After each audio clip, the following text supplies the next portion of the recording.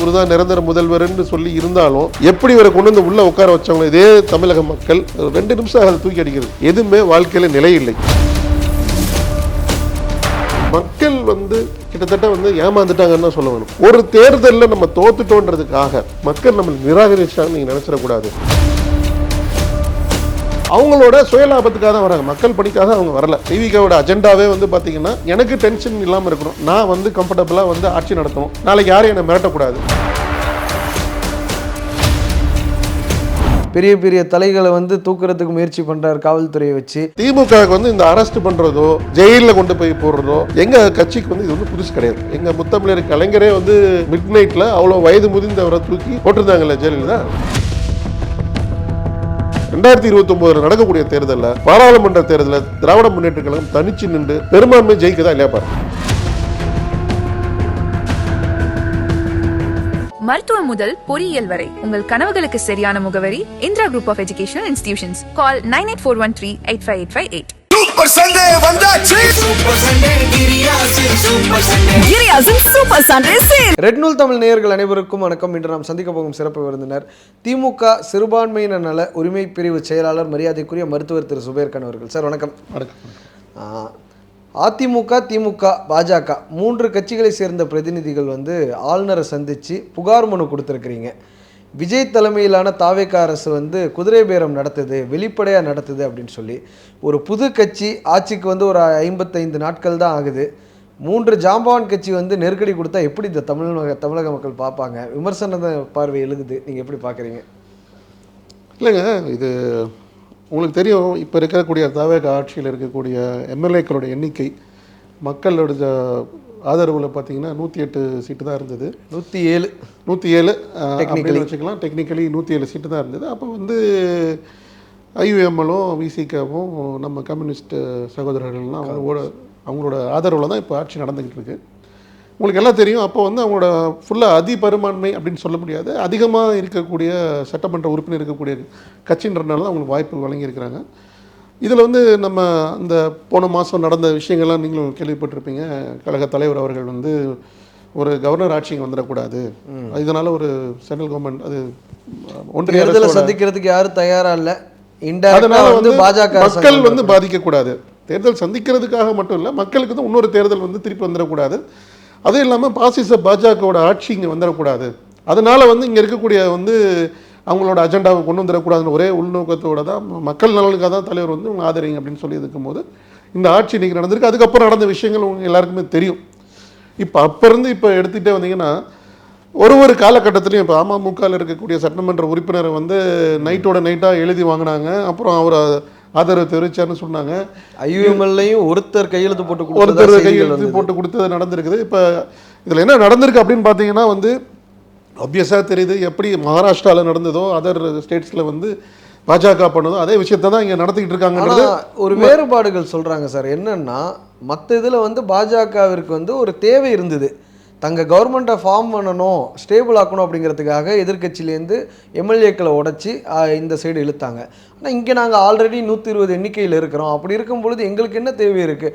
அவங்க எடப்பாடி தலைமையை பிடிக்காமல் வர்றவங்கள சேர்த்துக்கிறது எங்களுடைய உரிமை அப்படின்னு சொல்கிறாங்க. சார் உங்களுக்கு தெரியும், இந்த அவங்களோட எலெக்ஷன் முடிஞ்சு அவங்க சபாநாயகர்கிட்ட அதிக பெரும்பான்மை நிரூபிக்கிற உண்டான காலகட்டத்தில் என்ன நடந்துச்சுன்றது உங்களுக்கு தெரியும். அதிமுகலேருந்து கிட்டத்தட்ட 25 சட்டமன்ற உறுப்பினர்கள் மாற்றி வாக்களிச்சாங்க கொறடாவோட இதுக்கு எதிர்த்தா. அப்போ அதுக்கு அவங்க பல ரீசன் சொல்கிறாங்க, எங்கள் தலைமை பிடிக்கல, இது பிடிக்கல அப்படின்றத சொல்லலாம். ஆனால் அவங்களோட நோக்கம் தாவேக பக்கம் போயிடணும், அதிமுக உடைச்சிட்டு போயிடணும், அங்கே போய் அவங்க பலனடையணும் அப்படின்ற நோக்கத்தில் தான் அவங்க இருந்தாங்க. அப்புறம் என்ன நடந்ததுன்றது உங்களுக்கு தெரிஞ்ச விஷயம் தான். நம்பர்ஸ் கிடைக்கல, 32ங்கிற அந்த மேஜிக் நம்பர் கிடைக்காதனால அவங்களால செய்ய முடியல. இப்போ அதில் இருந்து இவங்க என்ன நினைக்கிறாங்க அப்படின்னா, இப்போ கூட்டணி கட்சிகள் இருக்கக்கூடிய கம்யூனிஸ்டாக இருக்கட்டும் சரி, ஐயுஎம்எல்லாக இருக்கட்டும் சரி, விசிகாவாக இருக்கட்டும் சரி, அவங்க எந்த நேரத்தில் என்ன வேணால் நடக்கலாம். இப்போ கம்யூனிஸ்ட் ஆல்ரெடி அவங்க செய்கிற சில விஷயங்கள் இப்போ விவசாயிகளுக்கு போராட்டம் நடத்துகிறாங்க. இப்போ அடுத்து போன வாரம் நடந்த சிஆர் சுவாமிநாதனோட தீர்ப்புக்கு இஸ்லாமிய சமுதாயத்துக்கு அகேன்ஸ்டான தீர்ப்பு எதிர்ப்பு தெரிவிக்கிறாங்க. இன்ஃபேக்ட் பார்த்தீங்கன்னா இந்த மாதிரி சட்டமன்ற உறுப்பினர் ரிசைன் பண்ணுறதுக்கு அவங்க உடன்பாடு இல்லை, வெளிப்படையாகவே உடன்பாடு இல்லைன்னு நம்ம சொல்கிறோம். ஒரு விதத்தில் மற்ற மாநிலத்தில் பாஜக பண்ணும்போது அதை நம்ம கண்டிக்கிறோம், குதிரை பேரம் நடத்துதுங்க பாஜகன்னு. இங்கே தமிழ்நாட்டில் அவங்க கூட்டணி தயவோடு தான் இது நடக்குது. அப்படின்னா அவங்க ஆப்வியஸாக கூட்டணியை வாபஸ் வாங்கலாமே. கூட்டணியில் இருந்துக்கிட்டு இதை நாங்கள் ஏற்கலன்னு சொல்கிறது எந்த விதத்தில் மக்கள் ஏற்றுப்பாங்க? இப்போ வந்து அவங்க கூட்டணியை வாபஸ் வாங்கினாங்கன்னா உடனே மக்கள் அவங்களுக்கு எதிர்ப்பு தெரிவிப்பாங்க. மக்களுக்கு இன்னொரு எலெக்ஷன் வந்துடக்கூடாதுன்ற ஒரு நோக்கத்தில் அவங்க உடனே தெரிவிக்காமல் இருக்கலாம். இப்போ இவங்களோட நோக்கம் அப்படின்னு பார்த்தீங்கன்னா, இப்போ விஜயபாஸ்கர் வந்து சமீபத்தில் 2 விஜயபாஸ்கர் வந்து சேர்ந்துருக்குறாங்க. அவங்க வந்து மக்கள் சேவைக்காக வந்திருக்கிறாங்களா, இல்லை அவங்க வந்து எலெக்ஷனுக்கு முன்னாடி அதிமுக கொள்கைக்கும் எலெக்ஷனுக்கு அப்புறம் இருக்கக்கூடிய அதிமுக கொள்கைக்கும் இவங்க கொள்கைக்கு எது மாறிடுச்சா? அப்போ எடப்பாடி தானே வேணும்னு இருந்தாங்க, ஒரே மாதத்தில் எங்கிட்டு கூடி மாறினாங்க.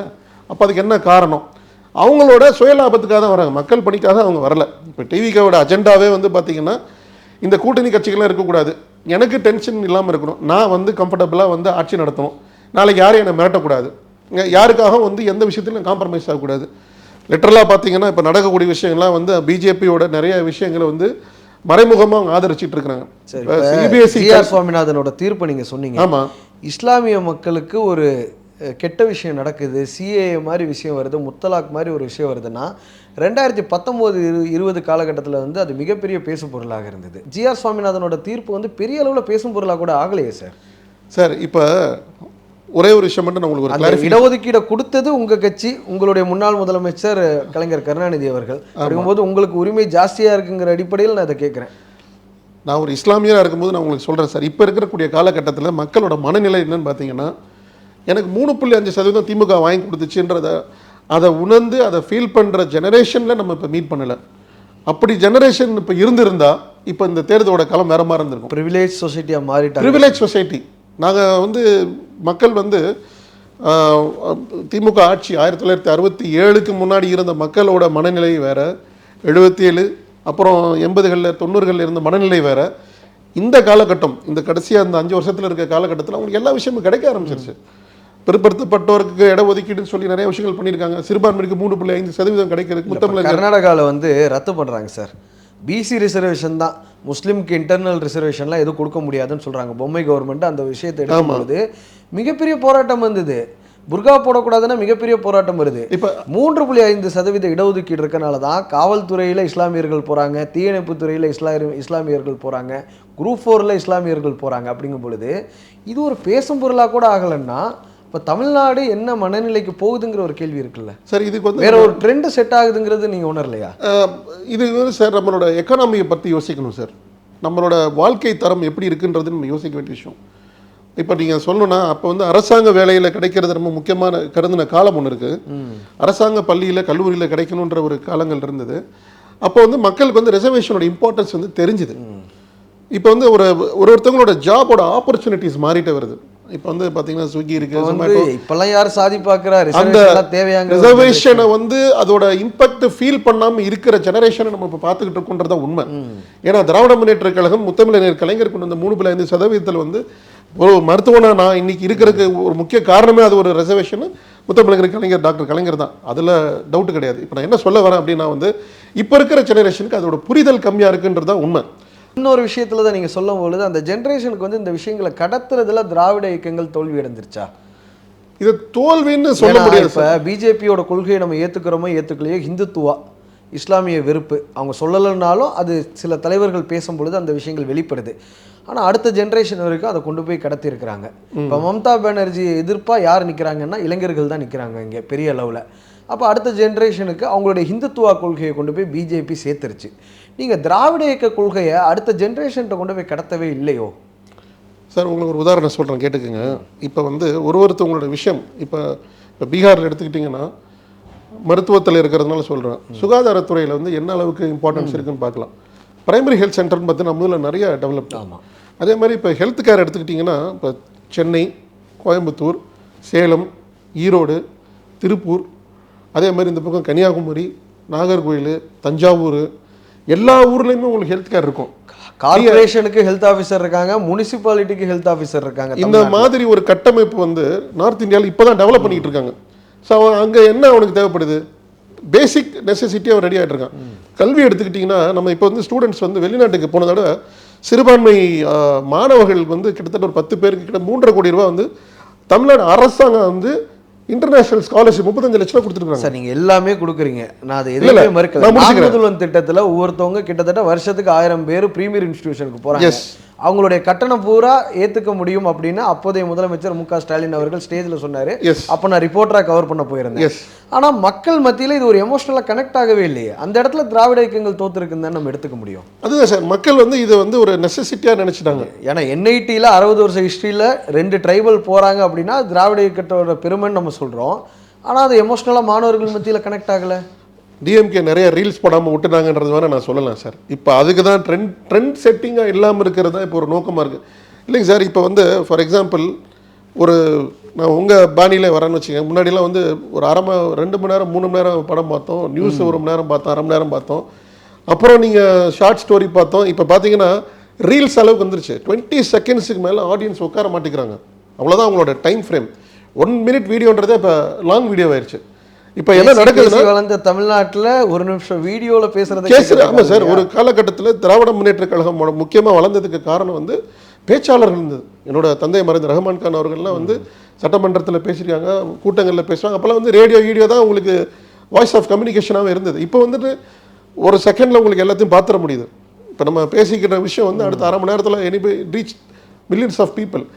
இப்போ என்ன நடக்குதுன்னா மக்களுக்கு வந்து எல்லாமே சுலபமாக கிடைக்க ஆரம்பிச்சா அதோட புரிதல் உங்களுக்கு தெரியல, அதோட இம்பார்ட்டன்ஸ் உங்களுக்கு தெரியல. இப்போ புர்கா நீங்கள் சொன்னீங்க, கர்நாடகாவில் வந்து இப்போ ஒருத்தவங்களோட பிரச்சனை என்னன்னு வந்து எனக்கு அது பிரச்சனையாக வரும்போது தான் அது அவங்களுக்கு ஹிட் ஆகுது.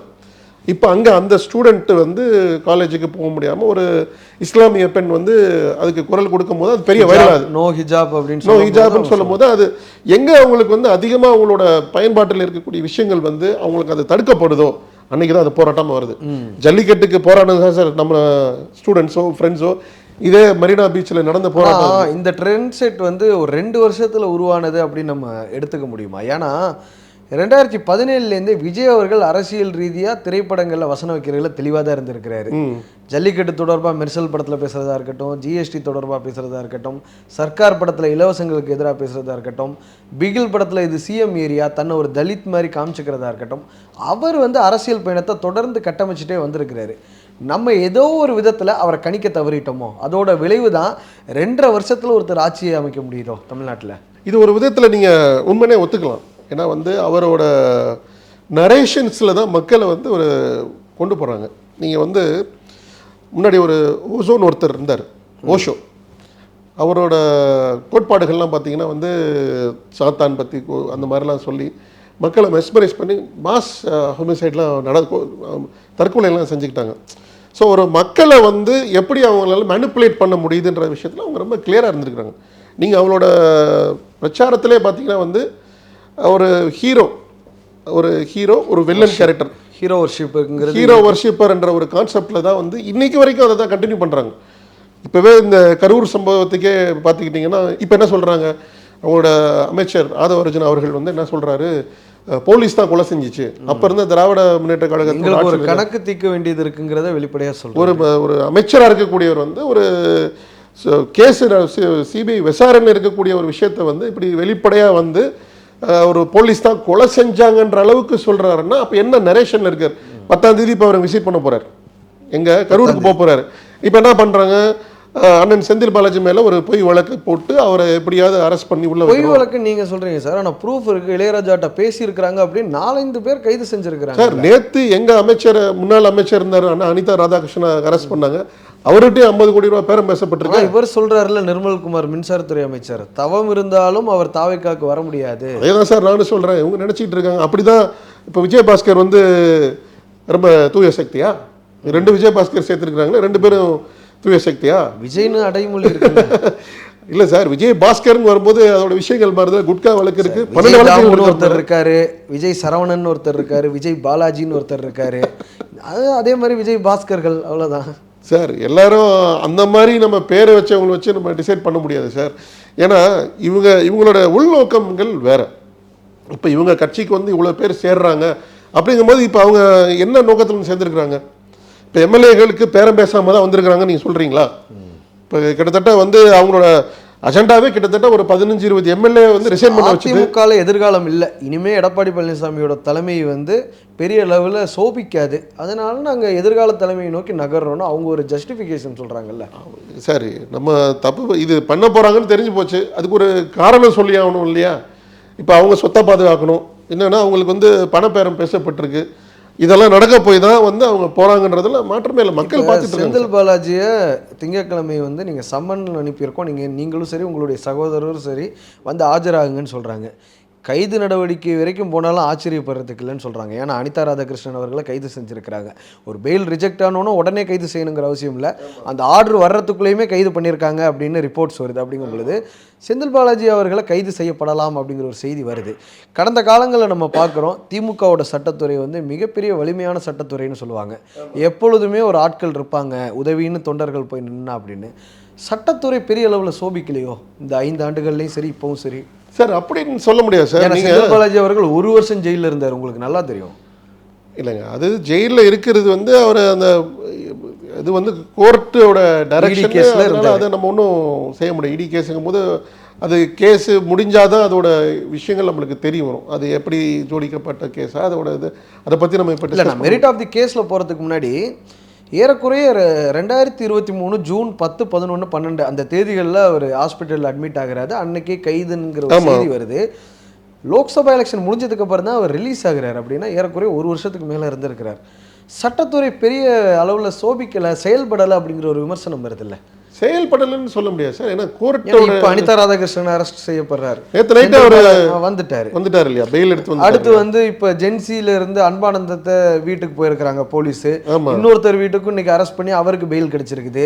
அடுத்து செந்தில் பாலாஜி குறிவைக்கப்படலாம்னு வருது, நேரு குறிவைக்கப்படலாம்னு வருது, ஏவாவேலு குறிவைக்கப்படலாம்னு வருது. இப்படி ஒரு பெரிய டார்கெட் லிஸ்ட் அவங்க வச்சிருக்காங்களே சார், ஹிட் லிஸ்ட்டை. சார் அவங்களோட நோக்கம் வந்து இடைத்தேர்தல். இந்த இடைத்தேர்தலில் வந்து எப்படியாவது இன்னும் கொஞ்சம் சீட்டை கைப்பற்றணும். இந்த இப்போ 7 சீட்டு வரப்போகுது, இன்னொரு 5-6 டிக்கெட்டு அநேகமாக விலை பேசிக்கிட்டு இருக்காங்கன்னு கேள்விப்பட்டுக்கிட்டு தான் இருக்கோம். அப்போ அவங்களோட நோக்கம் வந்து ஒரு 15 பேரை வந்து இங்கிட்ட கொண்டு வந்துட்டு எலெக்ஷனில் நிற்க வச்சு அதில் ஜெயிச்சிட்டோம்னா இந்த கூட்டணி கட்சிகள்லாம் நம்மளுக்கு ஒரு மெஜாரிட்டியை உருவாக்கிடலான்ற ஒரு நோக்கத்தில் பண்ணுறாங்க. அதுக்கு என்னென்ன பண்ணணும், இப்போ யார் மேலெல்லாம் கேஸை போட்டுட்டு யாரெல்லாம் சிறப்பாக செயல்படக்கூடிய முன்னாள் அமைச்சர்கள் இருக்காங்களோ அவங்களெல்லாம் வந்து முடக்கணும். ஆனால் விஜய் அவர்கள் எப்படி சமாளிக்கிறதுன்னு தெரியாமல் இப்போ திமுக ரேட்டில் இருக்கும். ஏன்னா இப்போ அதிமுக சமாளிக்கிறதுனா அவங்களுக்கு ஒரு 50 ஆண்டு கால வரலாறு இருக்குது, இந்தந்த விஷயங்கள் உங்களுக்கு தெரியும். இவர் நியூ பிளேயர், ஒரு ஸ்ட்ராட்டஜி இல்லாமல் திமுக தவிக்குதோ எப்படி எதிர்கொள்கிறதுன்னு? இல்லை சார், நீங்கள் வந்ததிலிருந்து இவங்களோட விஷயங்கள் பாருங்கள். ஃபஸ்ட்டு குதிரை பேரத்தில் வந்து எம்எல்ஏக்களை கொண்டு வந்து சேர்க்கறதுக்கு உண்டான வேலைகளை செய்கிறாங்க.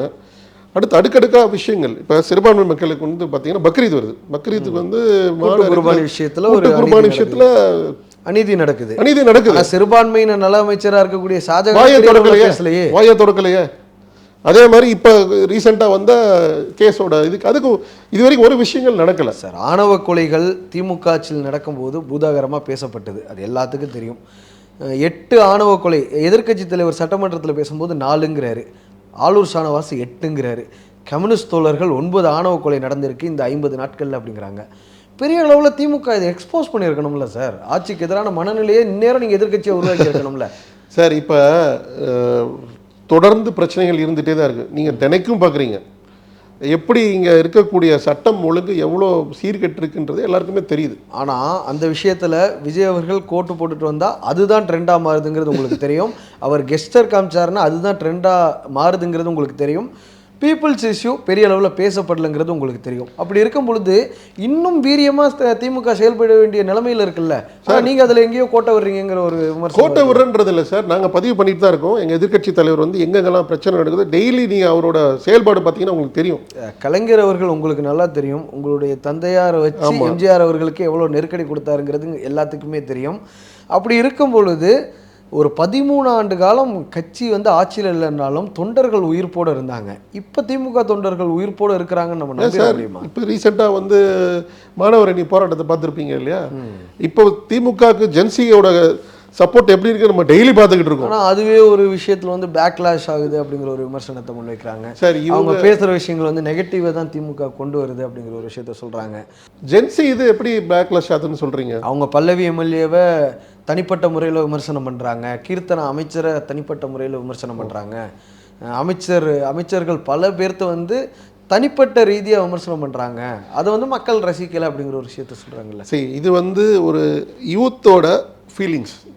அவங்க வந்து சில விஷயங்கள் நடந்ததை தான் அவங்க பிரதிபலிக்கிற மாதிரி சொல்கிறாங்க. அது அவங்க வேலை சொல்கிறாங்க.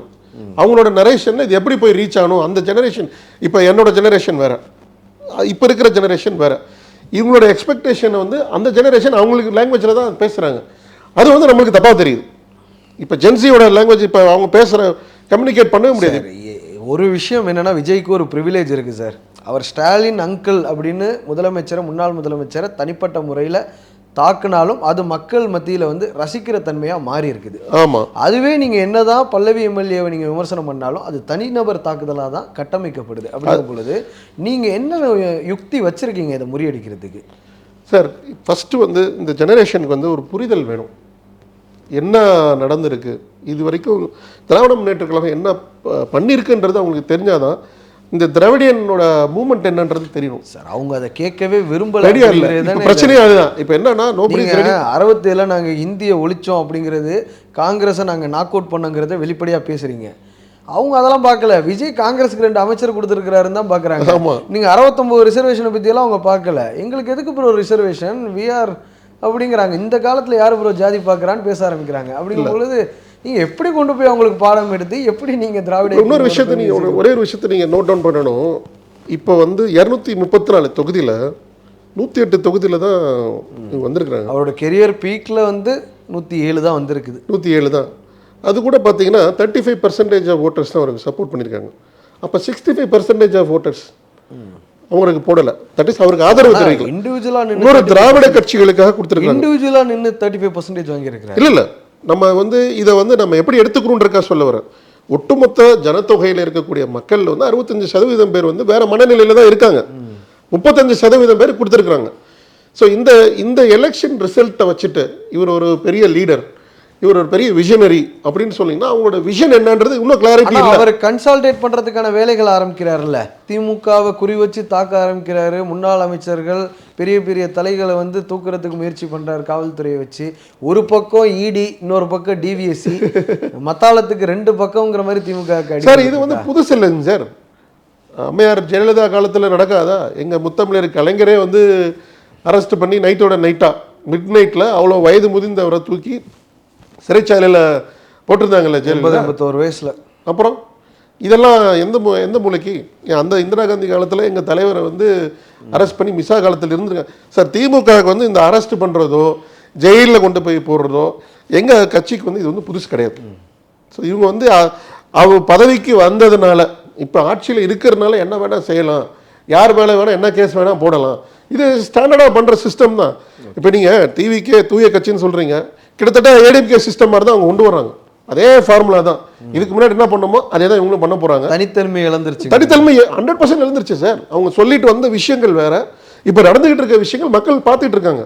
நிறைய பேர் ரிக்ரெட் பண்ண ஆரம்பிச்சிட்டாங்க. தப்பு பண்ணிட்டோம், அவசரப்பட்டுட்டோம். நீங்க வீடியோல பாப்பீங்க, விஜயண்ணா நீங்க எங்களுக்கு 2500 ரூபா தர வேணாம், வருஷத்துக்கு 6 சிலிண்டர் தர வேணாம், நீங்க 5 வருஷம் கம்ப்ளீட் பண்ணாலே போதும்னு சொல்ற அளவுக்கு மக்கள் இருக்க தானே செய்றாங்க. ஆமா, இல்ல சார், அதுதான் சொல்ல வரேன் சார். இவங்க மக்கள் எல்லா மக்கள் நம்ம சோஷியல் மீடியா வச்சு டிசிஷன் எடுக்க வேணாம்னு சொல்ல வரேன். சோஷியல் மீடியா மிகப்பெரிய இம்பாக்ட் கிரியேட் பண்ணி 100%. அதுதான் சொல்றேன். கொளத்தூர் தொகுதியில் ஒரு 15 ஆண்டுகளாக எம்எல்ஏவா இருந்தவர், அதுவும் ஒரு 5 ஆண்டுகளில் வந்து எதிர்க்கட்சி தலைவர், ஒரு 5 ஆண்டுகளில் முதலமைச்சர். அவரோட விஜய் பெரம்பூர்ல நிற்கிற ரிப்பிள் எஃபெக்ட் கொளத்தூர்ல ஈடுபட்டிருக்கு சார். இது வந்து சென்னை திமுகவோட கோட்டை அப்படின்னு நீங்க எப்பவுமே சொல்லுவீங்க. மத்திய சென்னை குறிப்பா 2016 கூட நீங்க 6 தொகுதியை ஜெயிச்சிங்க மத்திய சென்னையில. இன்னைக்கு 0 அப்படிங்கிற ஒரு பொசிஷன்ல வந்திருக்கு அப்படின்னா அது எப்படி எடுத்துக்க முடியும் சார்? மக்கள் வந்து கிட்டத்தட்ட வந்து ஏமாந்துட்டாங்கன்னு தான் சொல்ல வேணும். அந்த ஒரு நரேஷன், அவங்க சொன்ன விஷயங்கள் அந்த டைம்ல பேசப்பட்டது, அதை நம்பிட்டாங்கன்றது தான் உண்மை. எத்தனையோ நாங்களும் களத்தில் இருந்தோம், பார்த்தோம். அந்த மக்கள் மனநிலை வந்து ஒரு சோஷியல் மீடியா நம்பி ஏமாந்த மக்கள் நிறைய நீங்களும் பார்க்குறீங்க. மக்களை சொல்கிறீங்க, ஆனால் திமுகவை குடும்பத்தை சார்ந்தவர்களோட ஒரு 50லேருந்து 60 லட்சம் ஓட்டு இந்த முறை வரலை அப்படிங்கிற ஒரு விமர்சனம் வருதில்ல. திமுக குடும்பத்திலே அப்பா அம்மா வந்து திமுகவுக்கு போட்டிருக்காங்க, ஆனால் பிள்ளைகள் வந்து இனிமேல் இந்த கட்சி வந்து பெரிய அளவில் சோபிக்காது, அதனால் நாங்கள் எதிர்காலம் தாவேக்காது, அதனால் நாங்கள் அதுக்கு ஓட்டு போகிறோம்னு சொன்னதெல்லாம் நீங்கள் காணொலிகளில் பார்த்துருப்பீங்களா? அப்படி சார், நான் வந்து செகண்ட் ஜெனரேஷன் திமுக. நான் வந்து முழு நேரம் மருத்துவராக இருந்தவன். ஒரு ஆர்த்தோபெடிக் சர்ஜன், ஹாஸ்பிட்டல் வச்சுருக்கேன். எங்கள் அப்பா மறைவுக்கு அப்புறம் வந்து ஒரு மருத்துவராக இருக்க முடியும். மருத்துவர் அணியில் வந்து தலைவர் எனக்கு ஒரு வாய்ப்பு கொடுக்குறாங்க. இன்றைக்கி வரைக்கும் நான் சிறுபான்மை நல உரிமை பிரிவு இன்றைக்கி செயலாளர்ன்ற ஒரு பொறுப்பு கொடுத்துருக்குறாங்க. இப்போ என்னோட சன்ஸ் எடுத்துங்க. இப்போ ஒருத்தர் காலேஜ் சேர போகிறாரு, ஒருத்தர் 10th படிக்கிறார். இப்போ அவங்களோட நோக்கம் வந்து, டாடி வந்து எப்போ நம்ம ஜென்சி மீட்டிங்கில் நாங்கள்லாம் கலந்துக்கிறது. இன்னும் அவருக்கு 18 வயசு ஆகலை. அதனால் இப்போதைக்கு நீங்கள் அதிலெல்லாம் சேர வேணாம்.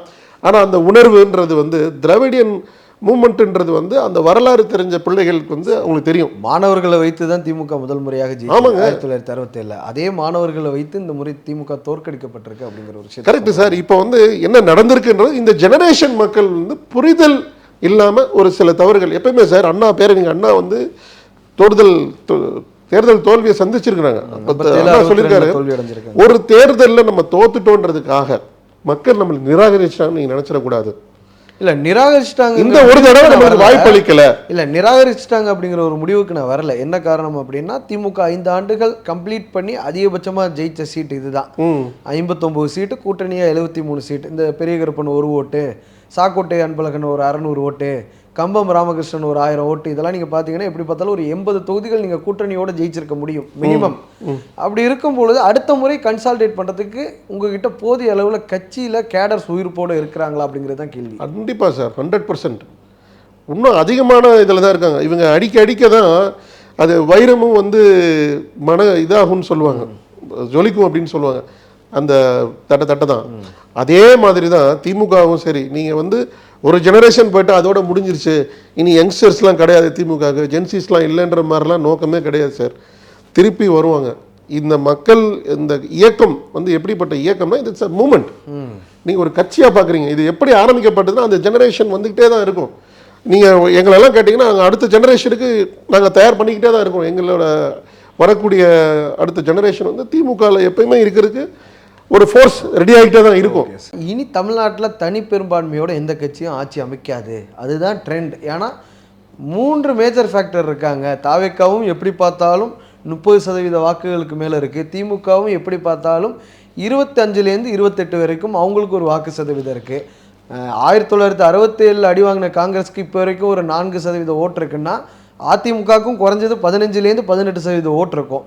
இப்போ 3 புது பிளேயர்ஸ்ன்னு சாரி, அப்போ 3 மேஜர் ஃபேக்டர் இருக்கும்போது இனி தனிப்பெரும்பான்மை யாருக்குமே கிடைக்காதுன்னு சொல்கிறாங்கல்ல. அப்படி நம்ம டெசிஷன் எடுக்க முடியாது சார். இப்போ ஒரு மக்கள் வந்து ஒரு ஆட்சிக்கு வந்து உங்களுக்கு நல்லா தெரியும், 1984க்கு அப்புறம் 2014 மோடி வர்ற வரைக்கும் யாருக்குமே ஒன்றியத்தில் தனிப்பெரும்பான்மை கிடைச்சதே இல்லை. ஆமாம் ஆமாம். அப்படிங்கும்போது அதே ட்ரெண்ட் வந்து இங்கே நாட் நெசசரி சார். நீங்கள் அப்படி டெசிஷன் எடுக்க முடியாது. ஏன்னா இப்போ இந்த இருக்கக்கூடிய ஆட்சியில் வந்து மக்களோட சாட்டிஸ்ஃபேக்ஷன் எந்த லெவலுக்கு இருக்குது நம்மளுக்கு போக தான் தெரியும். தலைவர் சொன்ன மாதிரி 6 மாதம் நாங்கள் டைம் கொடுக்க போகிறோம் அப்படின்ற ஒரு நிலைப்பாடு எடுத்துருக்குறாங்க. சிலரை சில காலம் ஏமாற்றலாம், சிலரை அந்த வார்த்தையை சொல்லி ஏன் சொல்ல வரேன்னா, மக்கள் வந்து புரிஞ்சுக்குவாங்க. ஏன்னா இதே சினாரியோ எல்லா எலெக்ஷன் இருக்குன்னு சொல்ல முடியாது சார். நாங்கள் வந்து 91 தோத்துறோம். இல்லை, நான் அந்த எக்ஸாம்பிள் எடுத்துக்கிறேன். ஏன்னா 2024 40க்கு 40 ஜெயிச்ச திமுக தான் 2026 குளத்தூர் உட்பட்ட தொகுதிகளில் தோல்வி அடைஞ்சது. அப்புறம் 2 வருஷத்துல அது மேஜர் ஷிஃப்ட் நடந்தது. ஸோ இதே நிலைமை வந்து இப்போ இருக்கக்கூடிய டிவிக்கு வரும். 100% வரதான் போகுது. ஆனால் இன்னைக்கு இருக்கிற முதல்வர் அவர் தான். முதல்வருக்கு இருக்கக்கூடிய முதலமைச்சர் பதவி வேணான்னு சொல்ற வரைக்கும் அவர் தான் முதலமைச்சர் அப்படின்னு கட்சி அமைச்சர்கள் சொல்றாங்கல்ல. ஏன்னா நிரந்தர முதலமைச்சர்கள்னு தமிழ்நாடு பல பேர்த்த பார்த்துருச்சு. நிரந்தரம்னு ஒரு வார்த்தையை பயன்படுத்துறாங்கன்னாவே அடுத்த டைம் அவங்களுக்கு பெரிய டவுன்ஃபால் இருந்திருக்கு. மாற்றம் ஒன்றுதான் மாறாதது சார். வாழ்க்கையில் எப்பயுமே அது ஒரு தத்துவம். நல்லா புரிஞ்சுக்கிட்டீங்கன்னா எதுவுமே வாழ்க்கையில் நிலை இல்லை.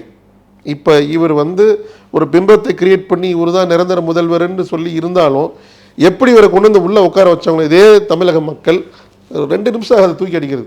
கண்டிப்பாக பாருங்கள், இந்த இடைத்தேர்தலில் உங்களுக்கு ரிசல்ட் வந்து எல்லா தொகுதியிலும் அவங்க ஜெயிப்பாங்கன்னு பார்த்தீங்கன்னா எனக்கு நீங்கள் ஃப்ரீ பாஸ் கொடுத்துட்டீங்க அப்படிங்கிற ஒரு விஷயத்த சொல்கிறாங்க சார்.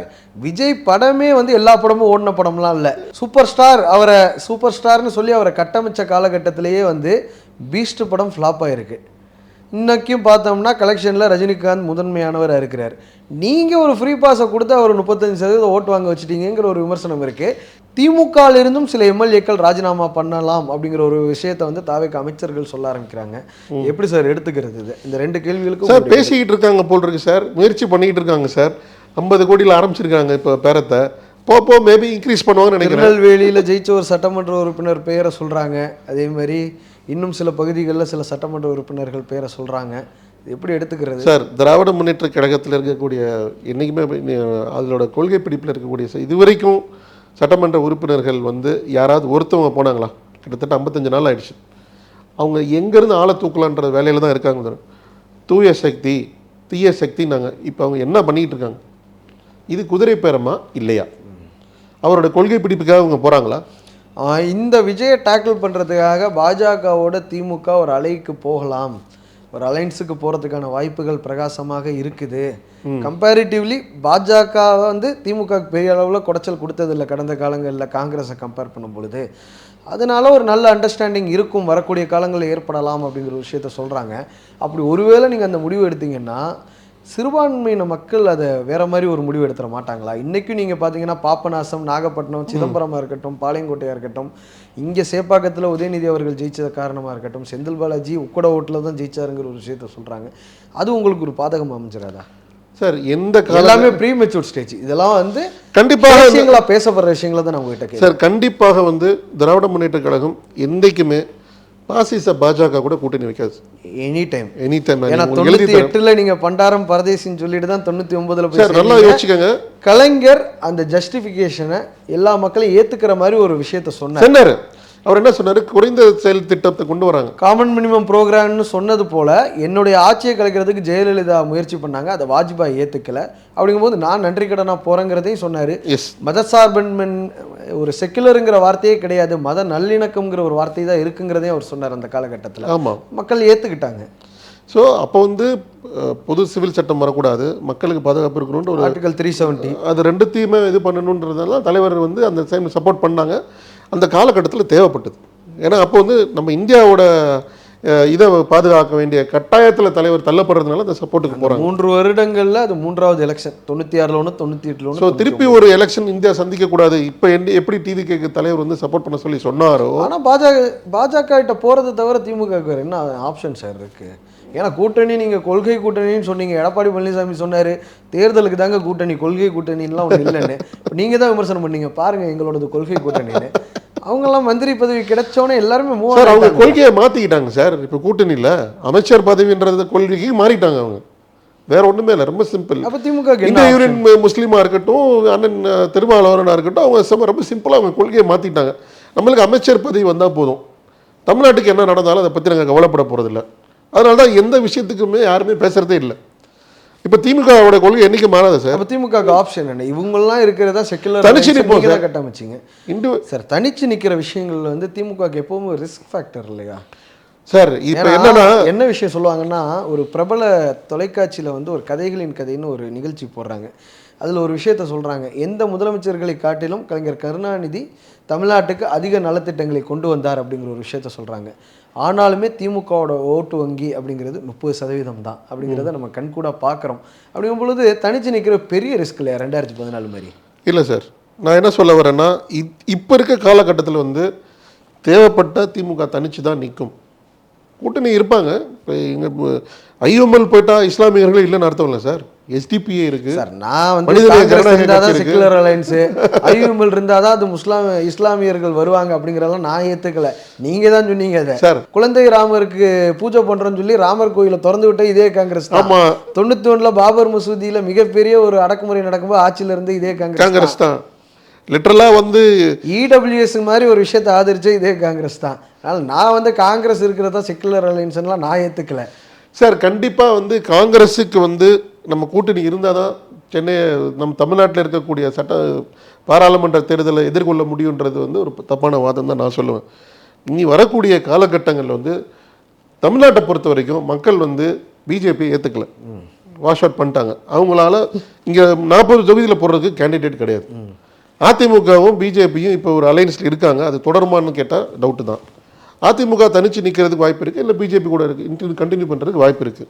இப்போ தாவேகா காங்கிரஸ் கூட நிற்பாங்க. அவங்க ஆல்ரெடி சொல்லிட்டாங்க, காங்கிரஸ் வந்து ஐஎம்எல்லாக இருக்கட்டும் விசிகா இருக்கட்டும் அவங்க நிற்க போகிறாங்க. ஆனால் இந்த பாராளுமன்ற தேர்தலில் நல்லா பார்த்துக்கோங்க, இதை நான் ஒரு யூகமாக தான் சொல்கிறேன். எங்கள் தலைவரோட முடிவு தனிச்சு நிற்கிறதா தான் இருக்கும். 40க்கு 40 நம்ம ஜெயிக்கிறோமா இல்லையான்னு பாருங்கள். ஏன்னா மக்கள் வந்து இதில் கிளியராக இருப்பாங்க. சட்டமன்ற தேர்தலில் தப்பு பண்ணதை பாராளுமன்ற தேர்தலில் பண்ணிடக்கூடாது அப்படின்றதுல கிளாரிஃபைடாக 2029 நடக்கக்கூடிய தேர்தலில் பாராளுமன்ற தேர்தலில் திராவிட முன்னேற்ற கழகம் தனிச்சு நின்று பெரும்பான்மை ஜெயிக்கதா இல்லையா பாருங்க. ரொம்ப நன்றி சார், இவ்வளவு நேரங்களுக்காக நேரம் தந்து நேர்காணல். நன்றி சார், வணக்கம். மருத்துவம் முதல் பொறியியல் வரை உங்கள் கனவுகளுக்கு சரியான முகவரி Indira group of educational institutions. Call 9841385858. Super Sunday வந்தாச்சு. சூப்பர் சண்டே கிரியாசின் சூப்பர் சண்டே கிரியாசின் சூப்பர் சண்டே சேல்.